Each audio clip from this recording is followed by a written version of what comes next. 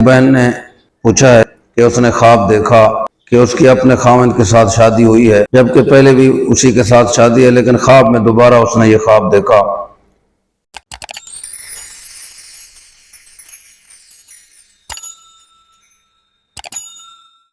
بسم اللہ الرحمن الرحیم۔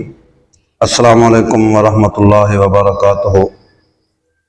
معزز خواتین و حضرات، ہمارے فین فالور، خوابوں کی تعبیر کے اس سیشن میں ہم آپ سب کے شکر گزار ہیں کہ آپ ہمارا چینل دیکھتے ہیں، شیئر کرتے ہیں اور ہماری بات توجہ سے سنتے ہیں۔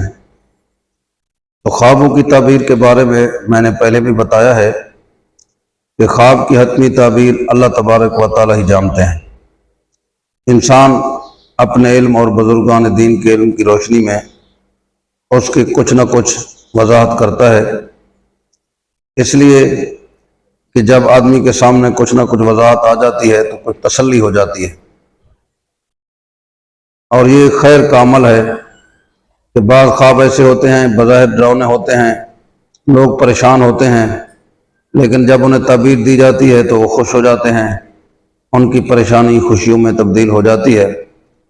تو اکثر ایسے ہی ہوتا ہے کہ خواب کے اندر کوئی نہ کوئی خوشخبری پوشیدہ ہوتی ہے، یا کوئی نہ کوئی انسان کے لیے تنبیہ ہوتی ہے، کسی گناہ کی سزا ہوتی ہے جس پر انسان کو متنبہ کیا جاتا ہے اور وہ اس گناہ کو چھوڑ دیتا ہے۔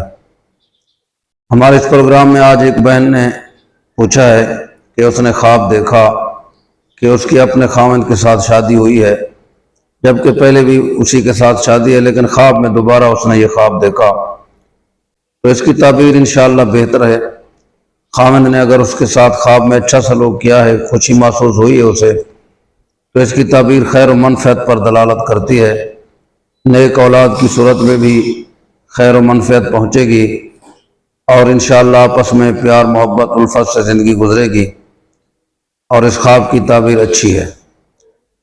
اور اسی طرح میں تاکید کرتا ہوں اپنے تمام فین فالوور بہن بھائیوں کو کہ دین کے ساتھ منسلک رہیں، قرآن و سنت کو اپنائیں، یہ بہترین چیز ہے۔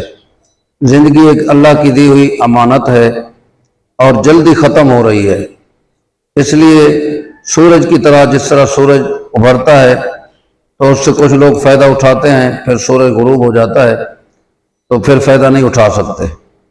زندگی بھی ایک سورج ہے، دنیا کا سورج تو بار بار طلوع ہوتا ہے اور بار بار غروب ہوتا ہے، لیکن زندگی کا سورج ایک مرتبہ طلوع ہوا، جب غروب ہوا تو پھر طلوع نہیں ہوگا۔ اس لیے اس زندگی کو دین کے مطابق گزار کر اگلے جہان قبر حشر میں انسان بہت بڑے مراد پر فائز ہو سکتا ہے، عہدے پر فائز ہو سکتا ہے، جنت ایسی بہترین چیز حاصل کر سکتا ہے۔ اس لیے کوشش کریں اپنے آپ میں، اپنے بہن بھائیوں میں، اپنے محلے میں دین کا کام عام کریں، لوگوں کو دیندار بنانے کی فکر فرمائیں۔ جزاک اللہ فاحسن الجزا۔